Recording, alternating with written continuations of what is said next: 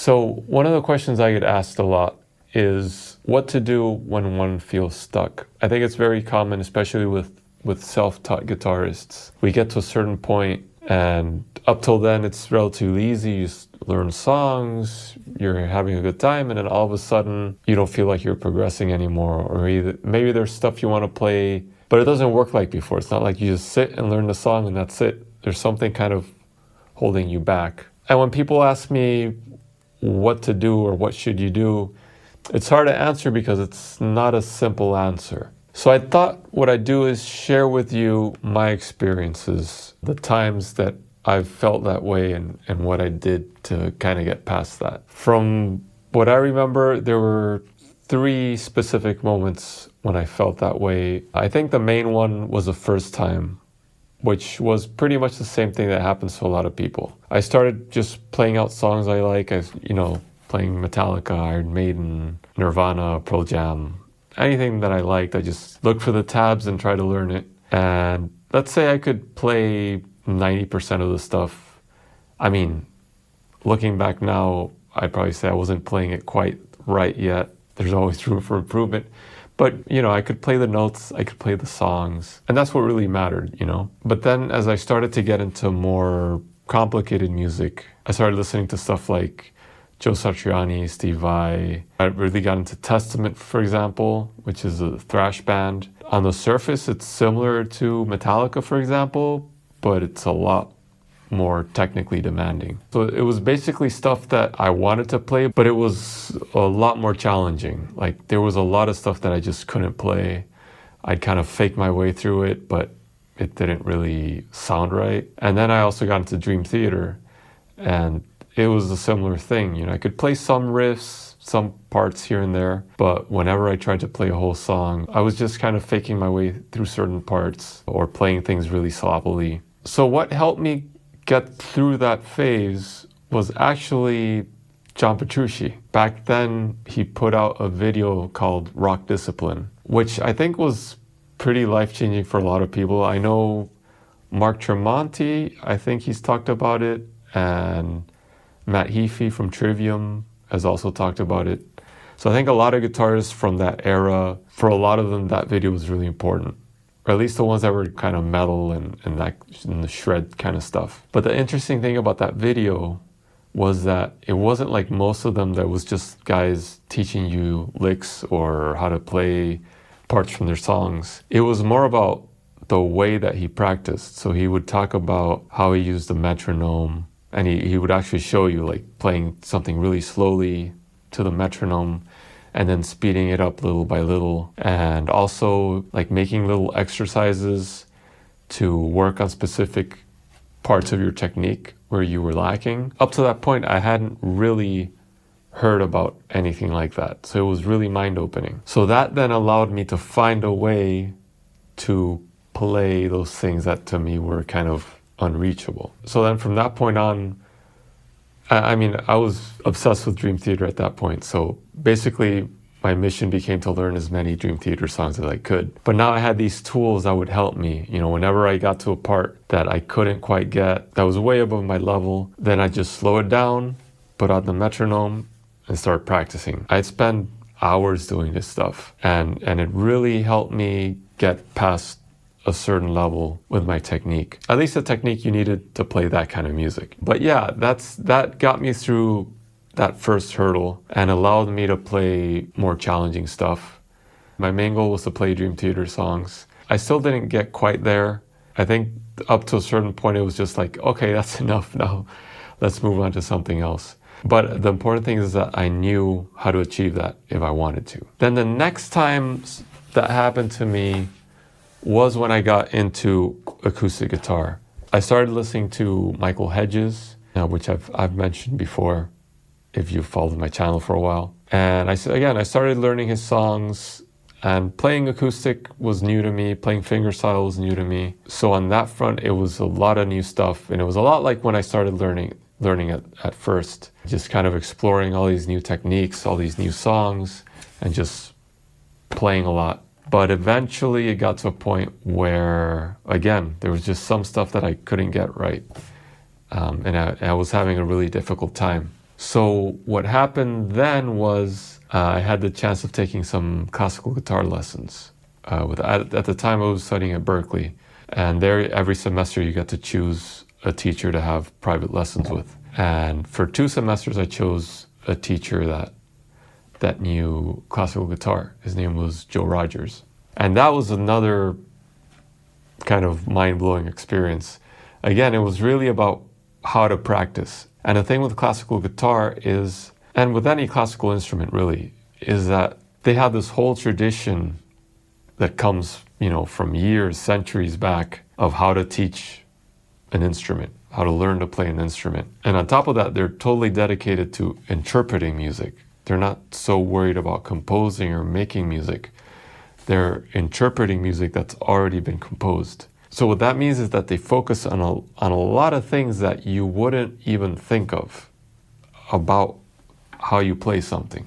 Everything from how you pluck each note to on where on the guitar you pluck it, to how you position your hand, and if you jump from here up to there, especially with which finger you're going to start here and end up over there, your vibrato, all those things. I mean, I could go on with millions of little details. So again, it was a shift in how I practiced and what I practiced. I think what I most got out of that was, in general, just paying attention to that amount of detail, which I hadn't before.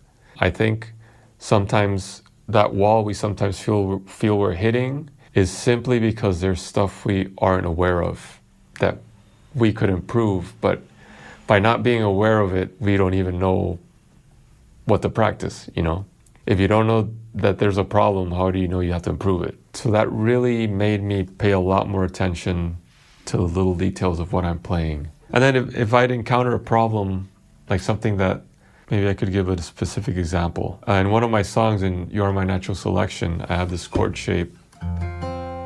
I go from this chord shape to this one. And obviously that switch isn't very easy. So then I just focus on those 2 changes. Just go back and forth.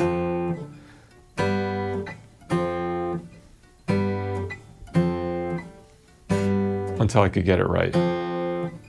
And then I'd practice it in the context of that whole section before I move on to play anything else. Anywhere where I find that I'm not playing something as fluidly as I'd like to, I just zero in that specific moment and try to get it as best as possible. I'm not going to lie and say that I always do that. Sometimes I think I could be a lot more disciplined than I am, but that's what I try to do. And again, the important thing is that I have the tools to do it. I know what I have to do. Now, finding the time and the discipline to do it, that's a whole other thing. And then the third time that it happened to me was very different because it wasn't so much about technique. After I finished Berkeley and came back to Panama, I started getting a lot of jazz gigs. And Berkeley's mostly known as a jazz school, but the truth is that's not really what I was focused in when I was there. I went there to study composition, and again, I was playing acoustic guitar and other stuff. I wasn't really playing that much jazz. Although, obviously I learned about it. You have to if you study there, but it wasn't my focus. And if you want to play jazz, it's something you really have to dedicate full time, at least for a while. So then I started getting these jazz gigs, and I quickly found myself in situations where I couldn't quite play up to par. So I really had to kind of catch up and go back to all that stuff I had learned in Berkeley and take it further. I had learned the theory, I knew how it worked, but in jazz, it's all about improvising. And improvising isn't something you really learn from reading. You have to do it, and you have to actually practice improvising or practice specific things that will help you in the moment when you improvise. So then in that case, what I had to practice had to do more with getting to know my way around the fretboard, not just playing like scale shapes or chord shapes, but I actually had to learn all the scales and all the keys, but all over the fingerboard. Being able to play chords in different places, different voicings, being able to shift keys midway through a pattern, things like that, that were really more mental exercises than physical exercises. I mean, obviously there's a physical aspect to it in the sense that there's a lot of muscle memory involved. But yeah, it was more about training the mind and the ear to be able to navigate the guitar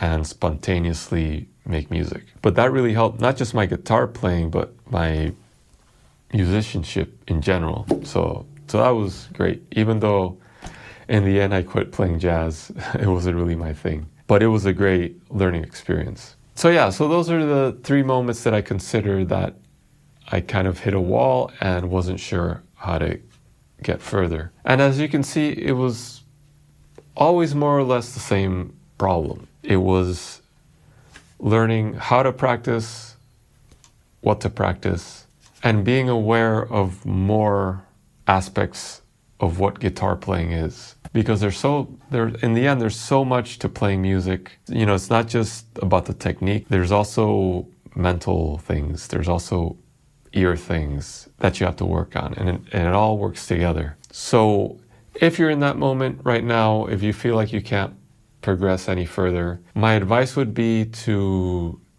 try to get out of your comfort zone, to see if a change in perspective will help you find new ways that you can improve, or help you find ways to practice.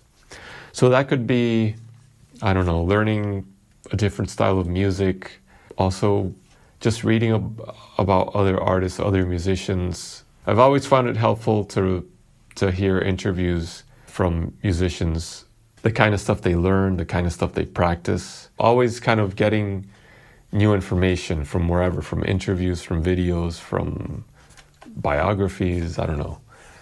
All that can help inspire you and see if something just kind of clicks and takes you in a new direction. And I mean, of course, if you can, the best option is to get a teacher.